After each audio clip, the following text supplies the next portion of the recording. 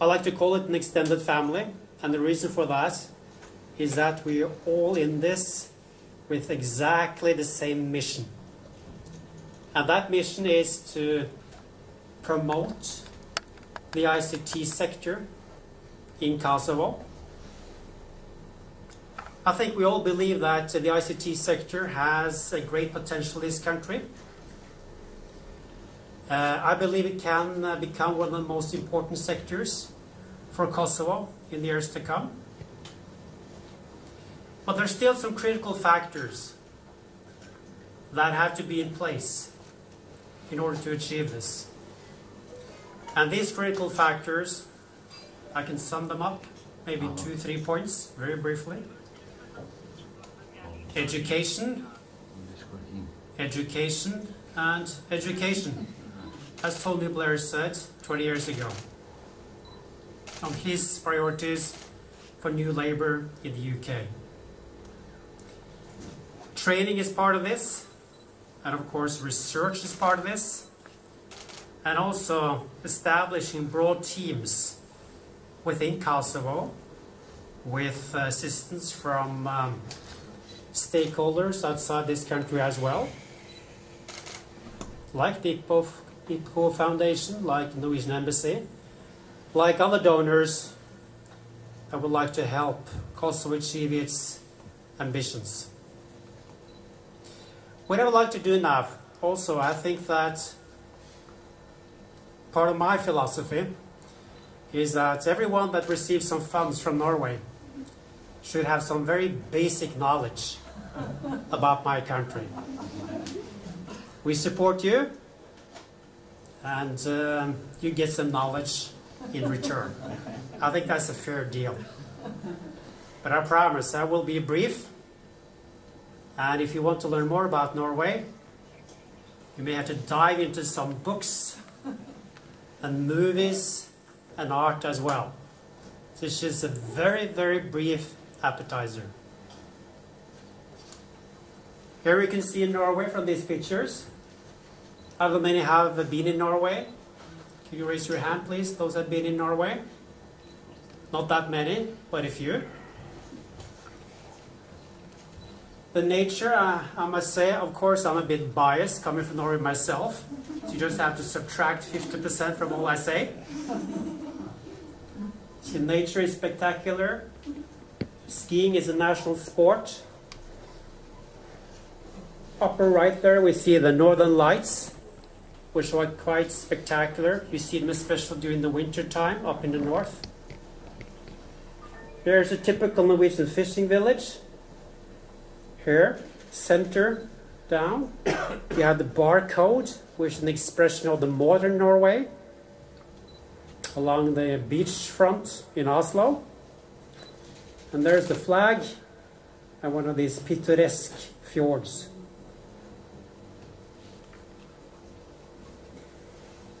To the left, up, that's just an illustration about Norwegian investments abroad.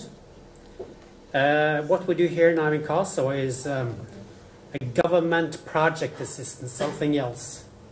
Just to show you that Norwegian business investments are really, truly global, which I think also will happen to Kosovo in a few years' time. You will have to expand outside of Kosovo, outside the region, and your economy and your business will have to become more global.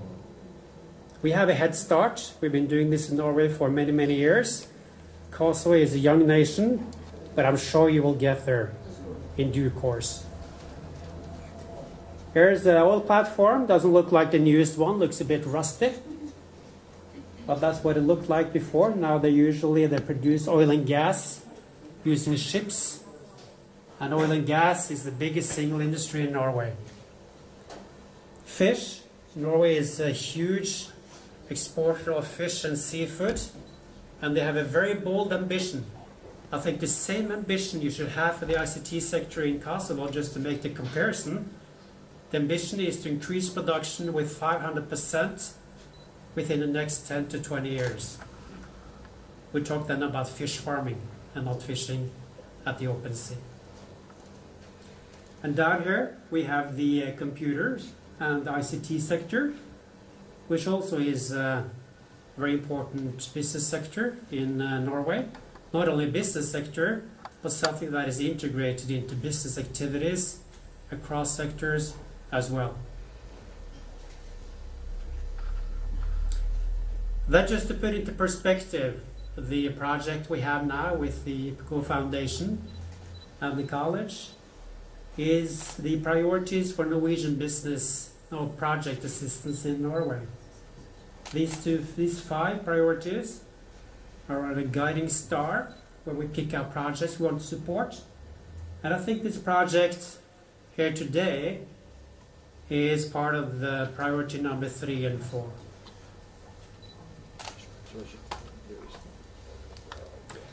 So to the ICT sector. This chart, so to speak, I think it basically shows 3 things.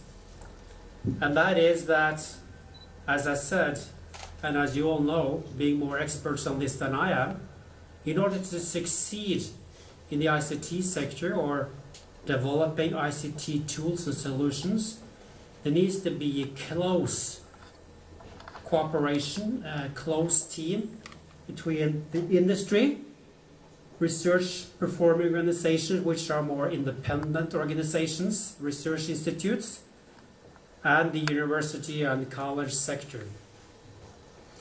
You can see also from this chart, which is based on Norwegian data, that of course in the industry sector the development part is the biggest. In the research performing organizations, research institutions, is the applied research, and at university and colleges is the basic research. The thing is that I would say this is the iron triangle that any country with ambitions within ICT needs to put in place. Here is the ICT Development Index 2017. Like all indexes, it probably doesn't say it all. It's probably a simplification of how things really are. But still, it's the type of data we do have available and which can give you a certain indication of status. You see here how these different countries are ranked. Norway is ranked 8. We're not on the top, but we're doing pretty good. Albania is 89. I don't think Kosovo was ranked at all in this index. Kent? No? But you will be in due course. And the reason why I included Albania, I also cover Albania, by the way. I'm also Norway's ambassador to Albania, so I travel back and forth. But I included Albania in this just to show that being a country with an economy in transformation, in transition, it is obviously quite natural that you don't score or rank too well on these indexes. But you will in due course. You will in due course. And it's always an inspiration when you see that other countries have succeeded. What can you learn from these countries? Some things we do in Norway on this matter, in this sector, as well as in these other countries that have a good ranking, is of relevance for you. You may get some inspiration from it. Some of the things we do perhaps are not relevant. You have to make your own model, you have to choose your own solutions, but try to see if you can find inspiration when relevant from other countries. This looks like a spider web, doesn't it? This is from based on Norwegian data. It shows how we rank or how we do with regard to different indicators in the ICT sector. The closer you are in this red line to the outer circle, the better the situation is.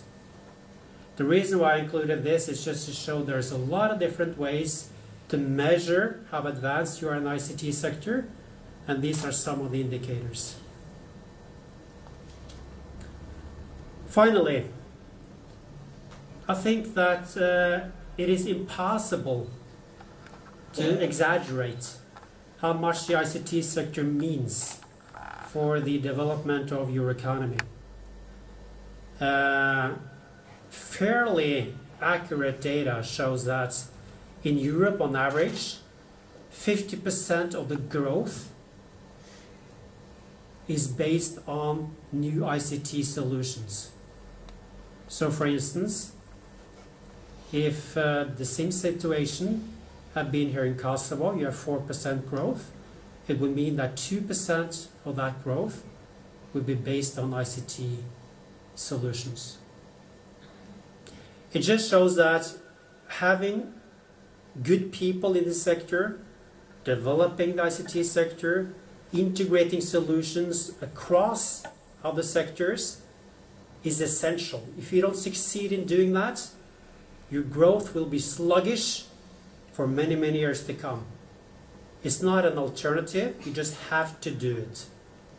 So by this, I wish you the best of luck on this macro level. I wish you the best of luck on the micro level with our projects together with our good partners. And I would then like to invite head of the board, Teresa Crawford, to say a few words. Thank you.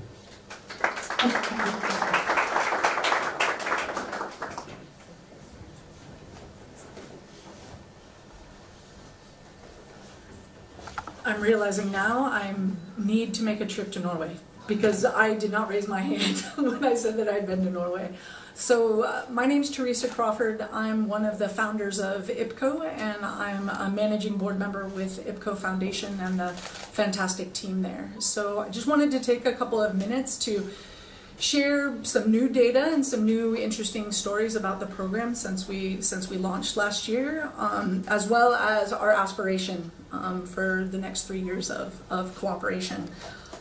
Before I do that, of course, thank you very much for the long cooperation that we've had with the government of Norway and with our colleagues at the embassy, as well as the cooperation with RIT Kosovo and the University of Pristina. Thanks, Rector, for coming today. I was reflecting that Visar and I have been working together now before the beard came, before he had his position at RIT Kosovo. It's been almost over 15 years, so I'm excited that we're working together on this project. So let me tell you a little bit about the new statistics, and thanks to Ardi and the team from KosLift for putting these together to make me look good up here in front of you. So as you know, we were very ambitious with the KosLift project because every year over 5,000 young people between University of Pristina and RIT Kosovo are entering the job market. That's a lot of young people looking for jobs and looking for their opportunities, as well as we know a business sector that's looking to replicate the kind of growth that the ambassador was mentioning. So we didn't want to propose a project that was going to just try to reach a very small number of young people, because we knew with this large number graduating every year, to have an impact, we needed to reach larger numbers. So we set a goal over the 3 years to reach 1,000 young people who would be gaining the types of skills that they needed to be successful in their jobs and really help the business sector in Kosovo both innovate with new, oh, I hate that word, sorry, I'll try not to use it, to develop products and services that really meet a need, for citizens and for other businesses and for the government, both in Kosovo but also globally. So we set this target of 1,000. So far, we had 500 applicants to the program, of which 240 were accepted. I'm very proud to say, of that 240 that were accepted, over 70% of them were women, which is a shocking statistic. 30% were men, so we're going to have to work on the gender balance, here going forward in the opposite direction.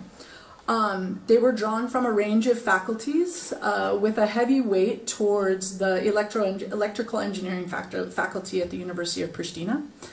I like to say that, does anyone know the difference between a nerd and a geek? I think Visar does. Do you know the difference between a nerd and a geek? A geek is a nerd with social skills. And so what we're hoping through this program is that these people with this technical knowledge are going to gain the types of skills that they need to do the research and development that's necessary for the economy to grow. And at the same time, we're really strongly going to be focusing on recruiting from other faculties, because we know that diversity in teams, diversity of perspectives, diversity of skills is essential to ensure that products and services really meet a need in the community and are going to be successful. Another thing that we were focused on was to see an improvement in opportunity for young people from outside of Pristina. So we were very happy to see that just under 30% of the young people that were accepted into the program were from outside of Pristina. So we've still got a ways to go to improve on that number, but to start, that's quite a good statistic for us. A challenge for all of us going forward, as I mentioned earlier, is that 5,000 young people are entering the job market every year, which means by the end of this program, 15,000 new young people will be searching for jobs, and we're going to be reaching less than 10% with this program. So I think a challenge for us going forward is not only being successful with those 1,000 students we're able to reach, but also figuring out how to embed the types of skills and capacities and opportunities for a much, much broader group. I'm looking at Artie now, so don't be happy with 1,000. There's many, many more that we have to reach in order to achieve the type of growth and the type of success that we're looking for. I'm going to end on just a couple of examples. We've been very pleased by the openness and willingness and interest from the business community in Kosovo. The number of businesses that have opened their doors to accept interns, to provide challenges for the student teams to try to address in their work. And I'll give you a couple of the examples. So some of the students are going to be working on data collection and data analysis to better help the companies target the new products that they may be developing or the new services they may be developing. They're going to be working on process and management engineering, so helping businesses think about how to streamline, how to automate, how to embed sort of lean management practices within the companies. And finally, they're going to be doing extended market research using both qualitative and quantitative data to help with new app and new product development. These are all opportunities I wish I had when I was in college, because these are exactly the type of skills that are needed for the future. We're not building a skill base for the job that's today. We're thinking about that skill base, for tomorrow. As my daughter said, she loves technology. She comes to Kosovo often. She said, "Mom, I don't want to be a drone operator. Anybody can fly a drone. I want to be designing the systems, writing the code, developing the products that come from using drones, in our everyday work." So I'm hoping that that same opportunity is available to young people here in Kosovo as well. So thank you very much, and I'd like to invite my colleague from RIT Kosovo to come up and say a few words as well, Ron.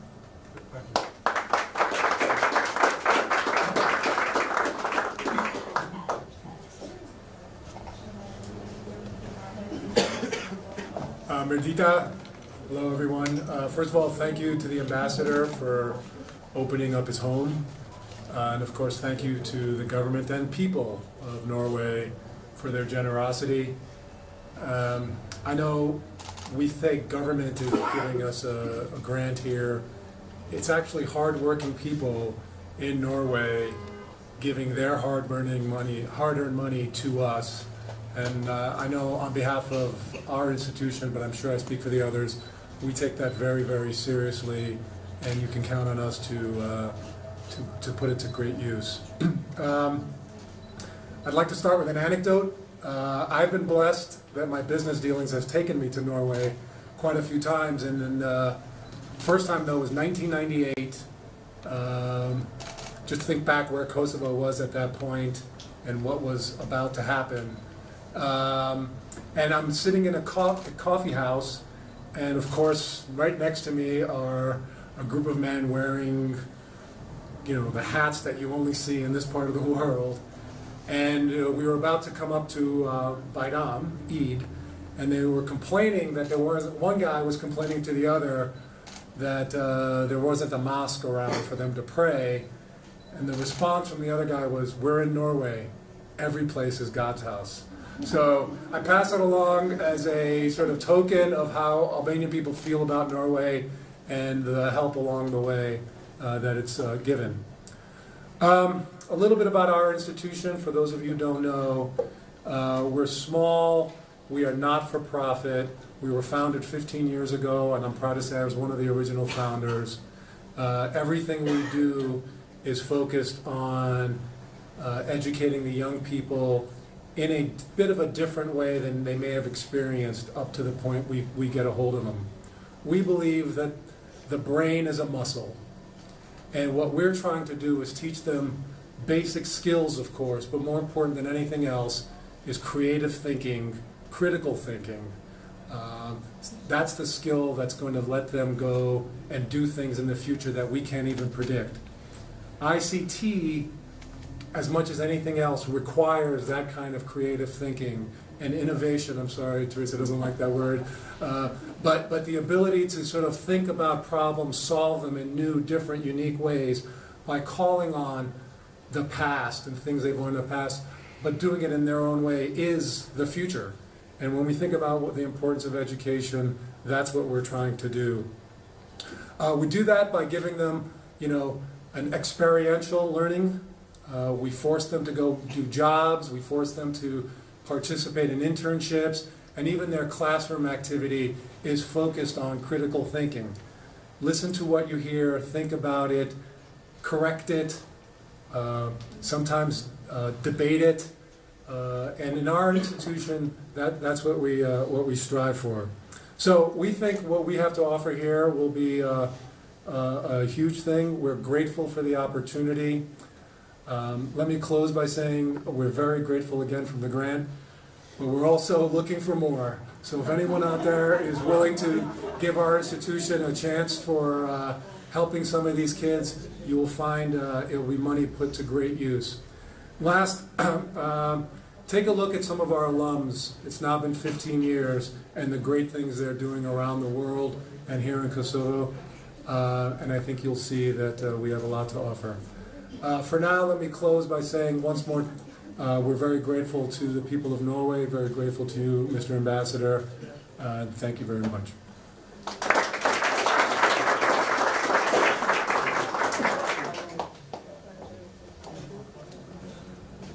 Okay, thank you everybody. Now it's time for lunch.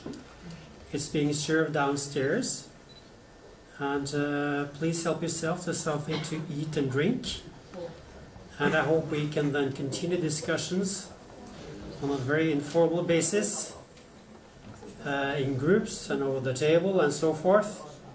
So thanks again for coming, and now enjoy. Thank you.